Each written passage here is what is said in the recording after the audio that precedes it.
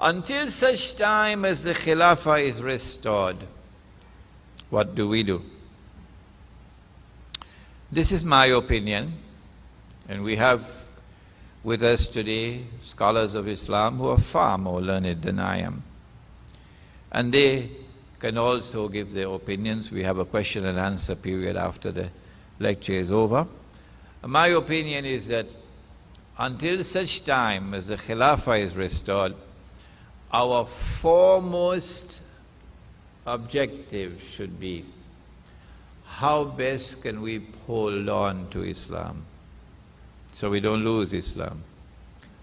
The time will come when a man, in order to preserve his religion, would have to flee to the mountainsides where rain falls and take with him some sheep and goats. Yes, said Nabi Muhammad alayhi salatu wasalam. And so the war on Islam is going to be intensifying. And our objective must be to preserve the deen, preserve Islam. 50 years ago, you would hardly hear about Patrick Ali and Benjamin Mohammed, but now it's commonplace. Tony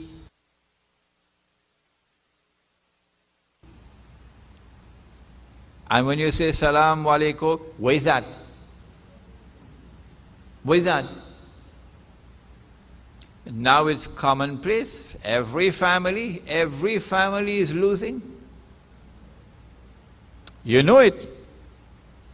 Well then, when you see this unraveling taking place,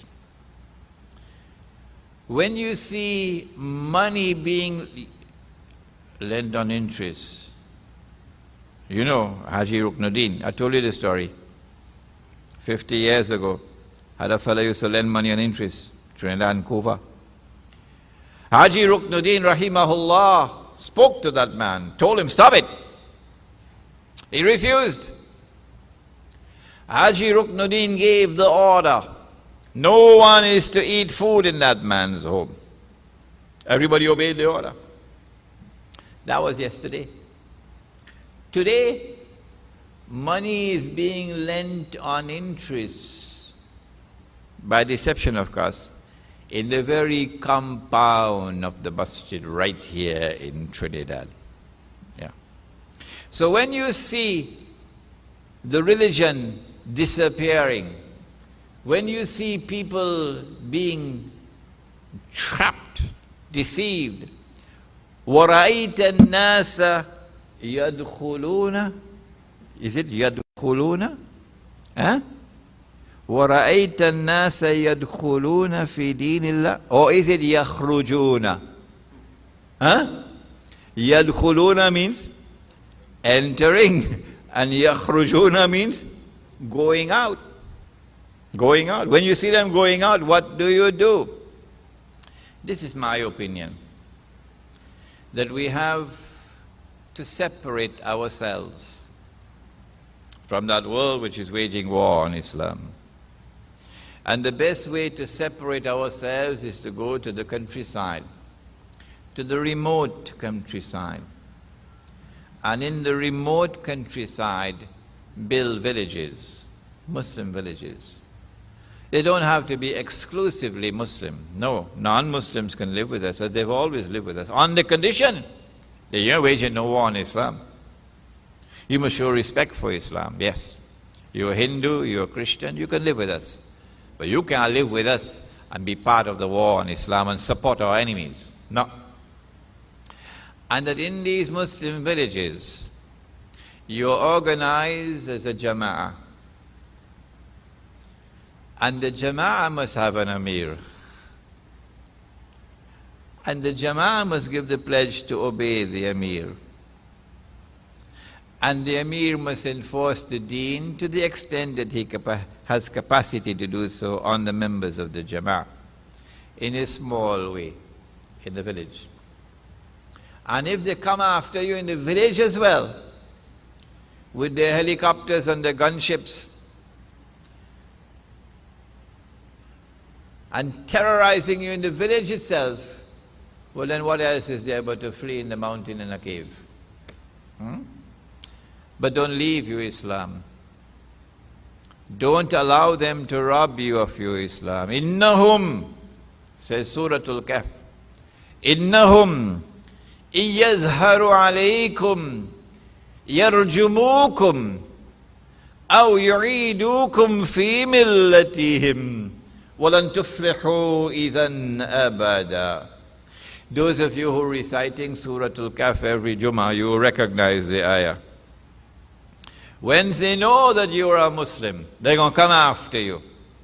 They're going to come after you.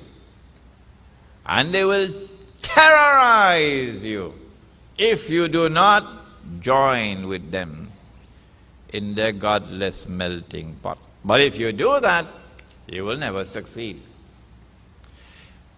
This is what I have to offer during the interim while we're waiting for the Khilafah to be restored. Number two, that the subject of teaching the Khilafah must not stop. How many are there today who teach the people the subject of the Khilafah and inspire them? Hold on to the Khilafah. Don't hold on to this shirk, the modern secular state. How many are there? Thirdly, that even while we seek security in the remote countryside, in the Muslim village, Nabi Muhammad ﷺ said that there'll always be a part of my ummah who will wage jihad until the last day. There is jihad now. The struggle to liberate the Holy Land from the most awesome oppression that history has ever witnessed. That jihad is already going on. This afternoon we'll explain to you how it is Hamas won the elections. Not surprising. You hold an election in Pakistan now, a free and fair election. As soon as our election finished, Musharraf on some plane back to Washington. Yeah? He and the whole cabinet. You hold an election now in Jordan, a free and fair election. One election, in fact, before the election, the king and the whole family, all the suitcases in the airplane gone to Washington. Because we can easily predict the results of all those elections. Don't come and tell we now because Fatah was corrupt and so on. That is not the real reason for Hamas's victory. Don't come with that. We know that the struggle to liberate the Holy Land, the jihad, is already in force. And therefore, until such time as the Khilafah is restored, we have a duty to support that jihad. When you see something which is munkar, change it with your hand. If you can't go and fight on the battlefield, then he said, change it with your tongue. Speak out. Nah, boy, if I do that, make business go collapse. Is that all the love you have for Allah? Shame on you. Do you put your business before your Lord? He gives you the breath that you have. He gives you the health that you have.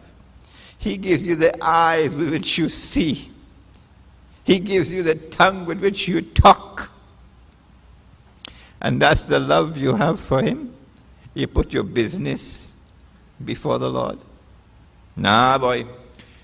If I support the struggle to liberate the Holy Land, me go get no US visa.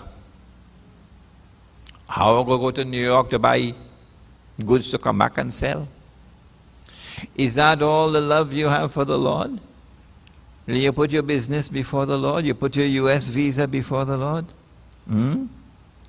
If you do not have the capacity to go and fight on the battlefield, then change it with your tongue. Speak out against it. Write against it. Be a man. If you can't do that, فَإِن لَمْ يَسْتَطِعْ فَبِقَلْبِهِ, then at least, for God's sake, at least in your heart, you should detest that oppression. Oppression in the Holy Land, oppression in Iraq, oppression in Afghanistan. And yet we have leaders, even in this country, who support the oppressor. Until such time, therefore,